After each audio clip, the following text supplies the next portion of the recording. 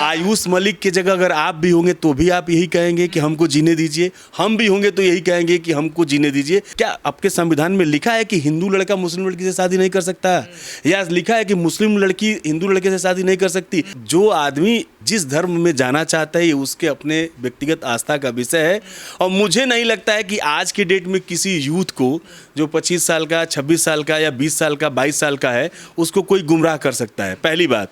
दूसरी चीज़, आपने कहा कि जो है खाई पैदा की जा रही है, चाहे लड़ाया जा रहा है। हम आज इस विषय पर चर्चा कर रहे हैं ना, हम इसलिए क्यों चर्चा कर रहे हैं? हम इसलिए चर्चा कर रहे हैं कि इसको एक मुद्दा बनाया गया है। अगर ये मुद्दा नहीं होता तो हम लोग चर्चा नहीं करते। आप छोड़ दीजिए ना, उनको जीने दीजिए। आप सर, आयुष मलिक यही तो कह रहा है, मुझे जीने नहीं दिया जा रहा, मुझे टॉर्चर किया जा रहा है, पुलिस परेशान कर रही है, यहाँ तमाम संगठन आ रहे हैं, मेरे को परेशान कर रहे हैं, प्रॉपर्टी का आरोप लगाया जा रहा है। आयुष मलिक की जगह अगर आप भी होंगे तो भी आप यही कहेंगे कि हमको जीने दीजिए, हम भी होंगे तो यही कहेंगे कि हमको जीने दीजिए, क्योंकि हमने स्वेच्छा से, अपनी स्वायत्तता, स्वतंत्रता से, और जो हमारा फंडामेंटल राइट है, संवैधानिक राइट है, उस राइट से हमने शादी किया है। आप एक चीज़ बताइए, किसी धर्म में क्या आपके संविधान में लिखा है कि हिंदू लड़का मुस्लिम लड़की से शादी नहीं कर सकता, या लिखा है कि मुस्लिम लड़की हिंदू लड़के से शादी नहीं कर सकती? ऐसा तो शादी करने की एक उम्र है, वो एक डिक्लेयर है कि इस उम्र के बाद आप शादी कर सकते हैं, आप अपने जीवन का फैसला ले सकते हैं। यह तो कहीं नहीं लिखा है। संवैधानिक राइट है और दो लोग शादी कर रहे हैं, तो तीसरे लोगों को क्यों दिक्कत हो रही है? राजनीति है, सिद्ध रूप से ये राजनीति है जो नहीं होनी चाहिए। इस राजनीति से उनको फायदा होता है जो सांप्रदायिकता की ताल ठोकर और सांप्रदायिकता की राजनीति करके, और जो चुनावी मैदान में जाते हैं और हिंदू और मुसलमान वोट को पोलराइज करते हैं। मेरे ख्याल से इस पर ज़्यादा बात करने की ज़रूरत नहीं है। ये उन्हीं लोगों के एजेंडे हैं जो चलाए जा रहे हैं, जो कि एकदम समाज में नहीं चलना चाहिए। इससे समाज स्वस्थ विकास नहीं हो सकता है समाज का। हिंदू मुस्लिम का जो मुद्दा एजेंडा है, इससे विकास पे नहीं हो सकता है, बिल्कुल नहीं हो सकता। हिंदू मुस्लिम के एजेंडे को आप आपस में लड़ाएंगे, दो नवाबों के मुर्गों की तरह आपस में टकराएगा हर जगह। हर जगह समाज में विकास करना है तो सौहार्द का माहौल होना चाहिए, भाईचारे का माहौल होना चाहिए। मैंने कहा तो कि जो मौजूदा लोग हैं आज, उन लोग इसकी चीज़ की राजनीतिक रूपरेखा बना के समाज में और अपना रोटी सेक रहे हैं, राजनीतिक रोटी सेक रहे हैं। बेसिकली यह मुद्दा होना ही नहीं चाहिए। आज मुद्दा होना चाहिए बेरोजगारी का, आज मुद्दा होना चाहिए जो है आज पेपर लीक का, आज मुद्दा होना चाहिए कि जो अभी 3 जो शिप जो है अमेरिका ने मार दिख के गिरा दिया है, और 3 जो है वहाँ पे क्रू मेंबरों का जो है की डेथ हो गई है, आज उस पर बात होनी चाहिए। क्यों नहीं ट्रंप से बात कर रहे हैं हमारे माननीय प्रधानमंत्री नरेंद्र मोदी जी? इस मुद्दे पर कौन बात करेगा? आज का मुद्दा तो ये है कि हमारे यहाँ लोगों को सिलेंडर नहीं मिल रहा है। क्यों नहीं मिल रहा है सिलेंडर? आप सोचिए, सिलेंडर क्यों नहीं मिल रहा है? हम लोगों के घरों में जो वर्कर, धर्म के आगे सब मुद्दे ये फेल है ना। भाई ये ऐसी बात नहीं है ना कि आजकल का युवा ऐसी चीजें नहीं सोचता, पर वो तो इसी में उलझ कर रह रहा ना सर। हम आप उसको नौकरी नहीं चाहिए, उसको शिक्षा नहीं चाहिए, उसको सब ऐसा नहीं है, ऐसा चाहिए, उसको शोभा यात्रा ऐसा नहीं है। कुछ मुट्ठी भर लोग हैं जो आपके आप जो बात कर रहे हैं, कुछ मुट्ठी भर लोग हैं जो इस ट्रैक पर चल रहे हैं और उनके पीछे पीछे लोगों को चलाया जा रहा है। धर्म या किसी भी तरह का मुद्दा इस मुद्दे से बड़ा नहीं है कि हमारे घर में अगर मेरी माँ बीमार है या मेरे बेटे की फीस नहीं दी गई है तो उसको मैं कैसे दूंगा। अगर मेरे बच्चे का स्कूल ड्रेस नहीं खरीद पाया हूँ, मैं बुक्स नहीं खरीद पाया हूँ, तो मैं उसको कैसे खरीदूंगा। ये सबसे बड़ा मुद्दा है और इस मुद्दे से बड़ा कोई मुद्दा नहीं है। पर सहानी जी, अभी तक तो यही होता था कि दलित आदिवासी लोग जिनका शोषण भेदभाव होता था वो धर्म परिवर्तन कर लेते, बौद्धिस्ट बन जाए, क्रिश्चियन या कुछ धर्म अपना लेते थे। लेकिन जिस समुदाय से आयुष मलिक आते हैं तो बड़ा समुदाय मजबूत है, जाट कम्युनिटी। यार मैंने आपसे पहले भी कहा, देखिए ये बात बहुत अब इंडिविजुअल व्यक्ति की बात है, वो ये अपना उसका खुद का एक राइट है, उस राइट के हिसाब से वो आदमी अगर किसी के प्रेम आप लोग समझते नहीं है, मतलब जो हम प्रेम को जानते हैं, प्रेम में जाति और धर्म और उम्र कहाँ देखी जाती है? बताइए ना, क्या बंधन है? सदियों पुराना हीर रांझा का प्रेम का स्टोरी आप लोग सुने, सोनी महिवाल का मामला है, हिंदू मुस्लिम का मामला, ये प्रेम का मामला है, इसको हिंदू मुस्लिम के चश्मे से देखा जा रहा है। बस FIR क्यों हो रही है, गिरफ्तारी क्यों हो रही है? भाई देखिए एक चीज़ बताइए आप, जिन FIR तो बेगुनाह लोगों पे हो रहा है। आज उत्तर प्रदेश में देखिए कोई ऐसा इनकाउंटर नहीं है जिस इनकाउंटर को विवादास्पद नज़र से नहीं देखा जा रहा है। आज जितने इनकाउंटर, सारे फेक इनकाउंटर हो रहे हैं। कहीं भी किसी व्यक्ति को उठा करके रात में 3 बजे, 2 बजे, 4 बजे, 5 बजे शाम को कहीं उठा के मार दे रहे हैं। कोई ऐसा नहीं दिखाई, उसके तरफ से कोई रिएक्शन। अगर हम कोई अपराधी को पकड़ने जा रहे हैं, वो अपराधी अगर पकड़ में आने से पहले आपके ऊपर गोली चलाए, लाठी डंडा चलाए, या भागे या कुछ करे, तो आप उसको मार सकते हैं। आप नींद में उठा के मार दे रहे हैं। और किसको मारा जा रहा है? केवल छोटी जाति के लोगों को मारा जा रहा है, बड़ी जाति के लोगों को कहाँ मारा? मैं शुद्ध रूप से एक बात बताता हूँ। अभी जौनपुर के घटना हुआ है, और उसके बाद जो है अभी जो है गाजीपुर की घटना हुई है, इन 2-3 जिलों में, और अभी क्या नाम है, गोरखपुर की घटना हुई है।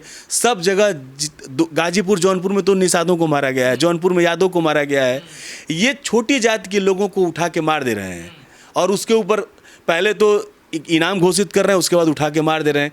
इनको किसी भी प्रशासन को किसने राइट दिया है भाई उठाकर गोली मारने के लिए? आपको ऐसे मुद्दे सरकार या मौजूदा लोग बना रहे हैं, तो विपक्ष का क्या काम होना चाहिए? इनका काउंटर करना चाहिए इन मुद्दों का, विपक्ष इनसे दूरी बना लेनी चाहिए? नहीं, दूरी क्यों बनाएगा विपक्ष? विपक्ष दूरी क्यों बना लेता है? विपक्ष दूरी क्यों बना रहा है? विपक्ष हर बार, अभी कल देखिए मुकेश सहनी जी जा रहे थे गाजीपुर में, एसपी ने उनको वो कमलेश बिंद के घर जा रहे थे, उनके घर जाने नहीं दिया। दूरी कैसे बन सकती है? हर हमारे नेता अखिलेश यादव जी जा रहे थे गाजीपुर, जो लड़की का रेप हुआ था, विश्वकर्मा शर्मा समाज की लड़की का रेप हुआ था, वहाँ जा रहे थे, जाने नहीं दिया गया। उनका प्रतिनिधिमंडल गया तो उसके ऊपर उल्टा जो है उन लोगों ने पत्थरबाजी किया। मुद्दा ये है कि देखिए, जो आप दिखा रहे हैं, आप जैसे कुछ चैनल ऐसे लोग हैं जो सिर्फ जो है सरकार के मुद्दों को दिखाते हैं। विपक्ष क्या प्रयास कर रहा है, कितने मुद्दे उठा रहा है, उसको आप लोग दिखाते कहाँ हैं? जनता कहती है ना विपक्ष नदारत है, लेकिन दिखाई नहीं देता सर।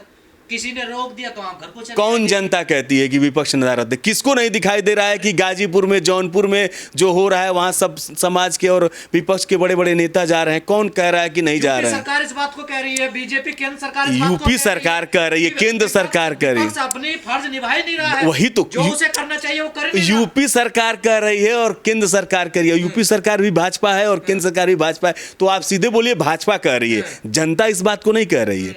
तो भाजपा जो कह रही है वो थोड़े सही है भाई, जो जनता कह रही है वो सही है ना। सरकार क्या बोलेगी? सरकार तो अपनी पीठ थपथपा रही है कि हम, सरकार तो हमने पीठ थपथपा रही है कि हमने बहुत कुछ कर दिया। और सूरत से और महाराष्ट्र से और दिल्ली से जो लोग बिना सिलेंडर लिए अब भूखे पेट यहाँ से जैसे कोविड में गए थे, वैसे अभी 15 दिन पहले जो लोग पलायन कर रहे थे, उसका जवाब कौन देगा? एक घटना घट जाती है अभी कुछ दिन पहले, वहाँ क्या हिंदू मुस्लिम एंगल दिया जाता, विपक्ष का कोई आदमी नहीं आया, उसका कोई काउंटर करने नहीं आया। देखिए, घटना होगी तो घटना है ना। देखिए, एक बात जान लीजिए, एक बात आप समझ लीजिए, एजुकेशन अभी क्या है, हम लोगों के समाज में, हम लोग बैकवर्ड कम्युनिटी के लोग बहुत एजुकेटेड हो चुके हैं। ऐसा नहीं है, जो ये लोग प्रोपेगेंडा बना रहे हैं उसका पर्दा भी फाश हो रहा है। अगर किसी ने क्राइम किया है, अगर उसने बुला के किसी का गला काटा, हमने आपको बुला के गला आपका काट दिया, तो मैं क्रिमिनल हूँ। और उसमें मैं अगर मुसलमान हूँ कि हिंदू हूँ कि मैं जाट हूँ कि गुजर हूँ कि ब्राह्मण हूँ कि ठाकुर हूँ कि निषाद हूँ, ये कहाँ से आया भाई बात? अगर मैंने कोई क्राइम किया तो मैं क्रिमिनल हूँ, और मुझे क्रिमिनल की तरह ट्रीट होना चाहिए। बिल्कुल, मेरे साथ समाज से इसलिए जोड़ा जाता है। मैं आपको फिर इसी बात को कह रहा हूँ, ये सिर्फ और सिर्फ इस पर राजनीति की जा रही है और राजनीतिक मुद्दे उठाए जा रहे हैं। इसको राजनीति, देखिए, इसी को पोलराइजेशन, मैंने आपसे बोला ना कि हिंदू वोट और ये मुस्लिम वोट का पोलराइजेशन होता है। आपको मैं एक घटना बताता हूँ। बीजेपी की जो एक जो है मदर विंग है आरएसएस, बीजेपी की मदर विंग जो आरएसएस है, उसका एजेंडा यही चलता है। वो देवरिया में जाते हैं तो कहेंगे कि गाजियाबाद में एक मुस्लिम लड़का हिंदू लड़की को लेके भाग गया, और जब कुशीनगर से वो गाजियाबाद आएंगे तो आके बताएंगे कि कुशीनगर में एक मुस्लिम लड़का जो है हिंदू लड़की को लेके भाग गया। ये ही प्रोपेगेंडा है। इससे उनके जो है हिंदू और मुसलमान का जो पॉलिटिकल एजेंडा चलता है और वोट पोलराइज होता है। लेकिन आज के डेट में हमारी समस्या वो नहीं, हमारी समस्या है कि नीट का एग्ज़ाम, हम इस दरवाजे पर खड़े हैं कि नीट का एग्ज़ाम एयरफोर्स करा रहा है, टीचर नहीं कराएंगे, एयरफोर्स के थ्रू होगा। बताइए, एग्जाम के लिए विपक्ष ने कुछ किया सर? कांग्रेस के कहीं जो भी एनएसयूआई है या उनका यूथ का थोड़ा बहुत हल्का फुल्का आंदोलन किया, विपक्ष कहाँ है? इतना बड़ा मुद्दा दिया बीजेपी सरकार। कल से लड़के जो है इको गार्डन लखनऊ में प्रोटेस्ट कर रहे हैं, आपको पता है कि नहीं? हाँ बिल्कुल पता है, कल से कर रहे हैं, आज भी वहाँ बैठे हुए। सीजेपी, देखिए, लड़के हैं, वो सीजेपी है कि बीजेपी है वो छोड़ दीजिए, वो उनकी डिमांड है, और वो डिमांड प्रोटेस्ट जो है गवर्नमेंट के अगेंस्ट हो रहा है, बीजेपी गवर्नमेंट के, स्टेट गवर्नमेंट और सेंट्रल गवर्नमेंट के अगेंस्ट हो रहा है। वो कौन कर रहा है?